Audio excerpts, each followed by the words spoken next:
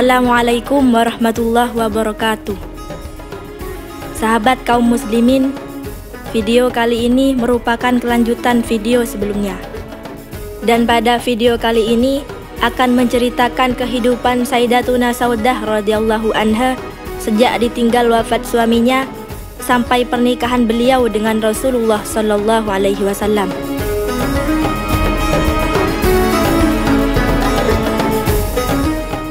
Perpisahan yang memilukan.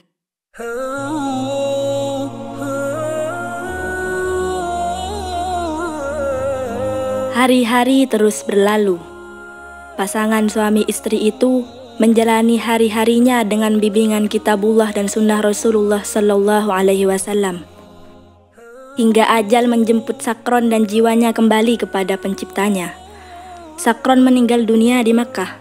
Kematiannya menggoreskan kesedihan yang sangat mendalam di hati Sayyidah Saudah radhiyallahu anha. Sejak itu, Sayyidah Saudah radhiyallahu anha hidup seorang diri di dunia ini. Namun, ia menjalaninya dengan sabar dan ridho menerima takdir Allah. Karena ia yakin bahwa kasih sayang Allah Subhanahu wa Ta'ala kepada hamba-hambanya jauh lebih besar daripada kasih sayang seorang ibu kepada anaknya yang masih menyusui. Sayyidah Saudah radhiyallahu anha yakin bahwa jika sabar dan pasrah kepada Allah, maka Allah akan memberinya pengganti yang lebih baik. Akan tetapi, tidak pernah terlintas dalam hati Sayyidah Saudah bahwa suatu saat ia akan menjadi ummul mukminin dan istri manusia paling agung sepanjang masa.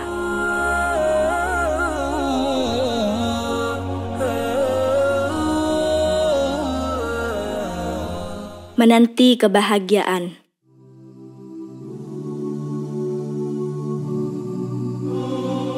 Saat itu Nabi Shallallahu Alaihi Wasallam masih berbalut duka karena kematian Sayyidah Khadijah radhiyallahu anha, wanita yang paling dicintainya.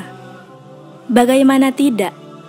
Selain risalah agama, Sayyidah Khadijah adalah denyut nadi Islam, pengasuh dakwah, obat penawar bagi segala luka, dan cahaya yang menerangi setiap jalan. Setiap kali Rasulullah Sallallahu Alaihi Wasallam pulang ke rumah dengan membawa segala penderitaan dan kesedihan, maka Sayyidah Khadijah menyambutnya dengan hangat, memberinya semangat dan menenteramkan hatinya. Sayyidah Khadijah tidak akan meninggalkan beliau kecuali setelah menghilangkan beban berat yang membelenggu hati beliau. Wajahnya berseri kembali dengan senyuman, dan matanya memancarkan harapan dan tekad yang kuat untuk menghadapi segala penderitaan selama berjuang di jalan Allah, sehingga dapat menunaikan amanah dan menyampaikan wahyu yang diturunkan kepadanya. Kepergian Sayyidah Khadijah radhiyallahu anha membuat dunia semakin hina dan membuat akhirat semakin mulia. Kepergiannya diiringi derayan air mata Rasulullah sallallahu alaihi wasallam dan putri-putrinya serta para sahabat. At-Thahirah, tokoh wanita Quraisy, pengasuh Islam, ummul mukminin dan kekasih Rasulullah sallallahu alaihi wasallam itu telah tiada. Ia meninggal pada tahun ke-10 kenabian yang merupakan tahun yang syarat dengan kepiluan, sehingga disebut tahun duka. Dalam kondisi yang sangat kritis dalam perjalanan dakwah Islam ini, wanita mana yang dapat mengisi ruang kosong yang ditinggalkan oleh Sayyidah Khadijah binti Khuwailid radhiyallahu anha? Saya yakin, ruang yang ditinggalkan Sayyidah Khadijah hanya dapat diisi oleh Khadijah. Posisi dan kedudukan Sayyidah Khadijah radhiyallahu anha di hati Rasulullah sallallahu alaihi wasallam hanya diberikan kepada Khadijah dan tidak mungkin dibagi-bagikan kepada istri-istrinya yang lain di kemudian hari. Dalam kondisi itulah, Sayyidah Saudah radhiyallahu anha sedang menanti datangnya kebahagiaan dunia dan akhirat. Allah Subhanahu wa Ta'ala menghendakinya dinikahi oleh Nabi Sallallahu Alaihi Wasallam. Tapi bagaimana pernikahan itu akan terjadi?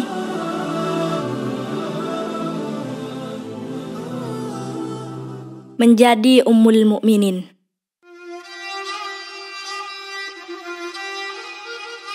Seluruh sahabat Rasulullah Sallallahu Alaihi Wasallam mengetahui benar tingginya kedudukan Sayyidah Khadijah radhiyallahu anha di hati beliau. Ketika Sayyidah Khadijah meninggal dunia, Mereka sangat berharap Allah Subhanahu wa Ta'ala memberinya anugerah yang dapat meringankan kesedihan dan kepiluannya. Tetapi tidak ada seorang pun yang berani berbicara kepada Rasulullah Shallallahu Alaihi Wasallam tentang masalah pernikahan. Namun kemudian Allah Subhanahu wa Ta'ala menghendaki seorang sahabat wanita terkemuka berani membicarakan masalah ini. Wanita itu adalah Haulah binti Hakim.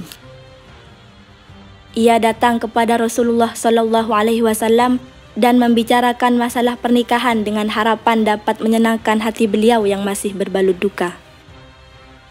Sayyidah Aisyah radhiyallahu anha menceritakan bagaimana Sayyidah Haulah binti Hakim radhiyallahu anha berhasil membicarakan masalah ini dengan Rasulullah Shallallahu Alaihi Wasallam. Sayyidah Aisyah radhiyallahu anha berkata, ketika Khadijah meninggal dunia, Haulah binti Hakim bin Al-Auqas, istri Utsman bin Maz'un, berkata kepada Rasulullah Shallallahu Alaihi Wasallam, "Wahai Rasulullah, apakah engkau tidak ingin lagi?" Rasulullah Shallallahu Alaihi Wasallam balik bertanya, "Dengan siapa?" Haulah menjawab, "Terserah kepadamu. Apakah engkau mau menikah dengan seorang gadis atau seorang janda?" Beliau bertanya lebih jauh, "Jika gadis, siapa orangnya?" Haulah menjawab, "Putri orang yang paling engkau cintai, Aisyah binti Abu Bakar." Beliau bertanya lagi, "Jika janda, siapa orangnya?" Haulah menjawab, "Saudah binti Zam'ah. Ia telah beriman kepadamu dan mengikuti ajaran agamamu." Rasulullah Shallallahu Alaihi Wasallam berkata, "Kalau begitu, pergilah dan sampaikan pinanganku kepada mereka berdua."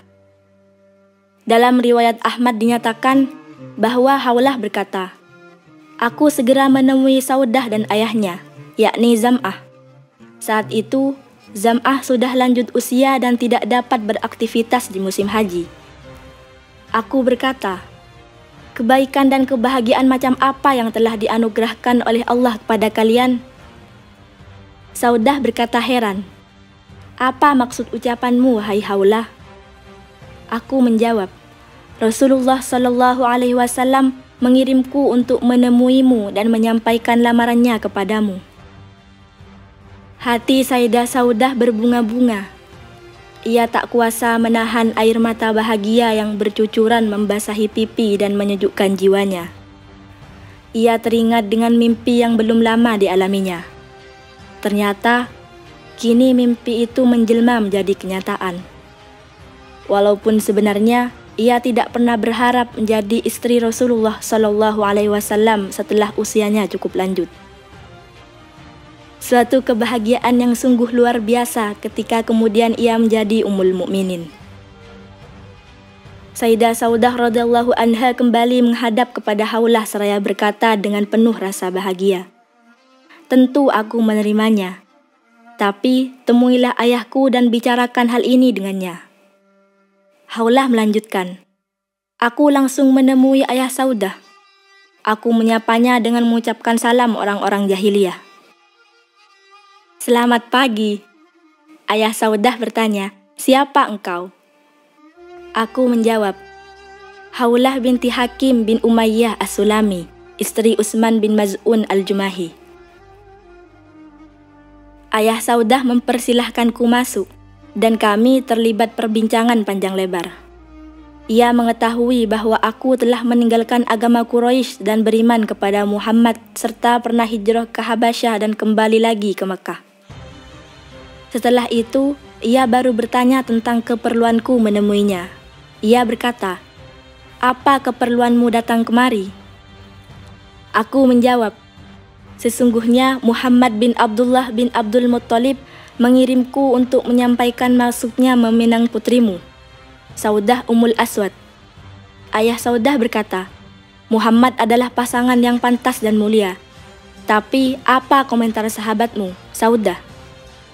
Aku menjawab, ia bersedia menerimanya. Ayah Saudah berkata lagi, "Kalau begitu, panggil Saudah ke sini." Aku pergi dan memanggil Saudah. Setelah datang, ayahnya berkata, "Putriku, sesungguhnya Haulah binti Hakim mengatakan kepadaku bahwa Muhammad bin Abdullah mengutusnya untuk meminangmu. Muhammad adalah pasangan yang serasi dan mulia bagimu. Apakah engkau bersedia jika aku nikahkan dengannya?" Saudah menjawab dengan jelas, "Tentu, jika engkau setuju."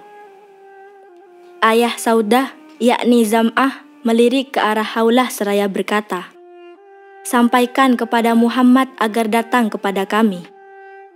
Haulah melanjutkan, "Kemudian Rasulullah Shallallahu Alaihi Wasallam pun datang dan melangsungkan akad nikah dengan Saudah.